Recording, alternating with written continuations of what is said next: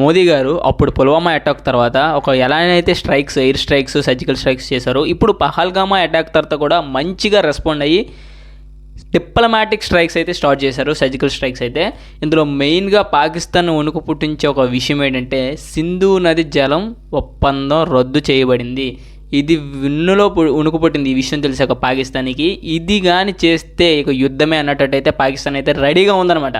So అసలు ఏంటి సింధు నది ఒప్పందం అంటే, ఇది 1956లో ఈ ఒప్పందం అయితే యుఎన్ఓ అనమాట ఒప్పించిందనమాట, ఐక్యరాజ్య సమితి. ఎందుకంటే సింధు నది చైనాలో పుట్టి మన భారత్ మీదుగా వెళ్తుందనమాట. ఈ భారత్ మీదుగా 5 ఉపనదులు ఉన్నాయి దీనికి, సింధు నదికి. ఆ 5 ఉపనదులు సింధు నదిలో కలుస్తాయి అనమాట. ఈ 5 ఉపనదుల మీద మన వాళ్ళు అయితే ఆనకట్టలు అయితే నిర్మించారు. సో ఈ ఆనకట్టలు ఇప్పుడు ఏమైనా క్లోజ్ చేసి వాళ్ళకి పాకిస్తాన్కి వాటర్స్ ఫ్లో అవ్వకుండా చేస్తే పాకిస్తాన్ 70% ఆఫ్ ద టైం ఎడారిగా మారుతుందనేసి అయితే వార్తలు అనమాట. సో ఇది కానీ నిజమైతే పాకిస్తాన్ ఇంకా ఎడారిగా మారిపోవాల్సిందే. ఇంకా పాకిస్తాన్ ఇంకా కొలాప్స్ అయిపోయిందని అర్థం చెప్పుకోలేదు. అండ్ ఆపేశారు.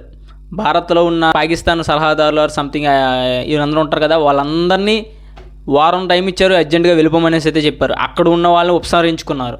సో ఈ చాలా స్ట్రాంగ్ కౌంటర్ ఇస్తున్నారు. అంటే అరేబియన్ సీలో ఐఎన్ఎస్ విక్రాంత్ కూడా రెడీగా ఉంది అక్కడ మిసైల్ స్ట్రైక్స్ చేయడానికి, ఎయిర్ స్ట్రైక్స్ చేయడానికి. అట్లాగే పాకిస్తాన్ కూడా చాలా అంటే చాలా రెడీగా ఉంది. ఎప్పుడైనా యుద్ధం స్టార్ట్ అయ్యే అవకాశాలు ఎక్కువగా కనిపిస్తున్నాయి.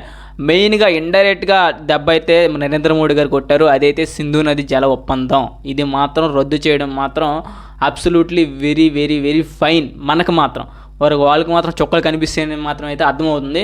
సో ఇంకా ఫ్యూచర్లో ఏమవుతుందో చూడాలి. ఇంకా సెలబ్రిటీలు కూడా ఆల్ ఐస్ ఆన్ పహల్గామ్ అని అయితే పెడుతున్నారు. సో ఇంకా మనకి ఎట్లాంటి ఇంకా విషయాలు చేసుకోండి. అండ్ హింద్.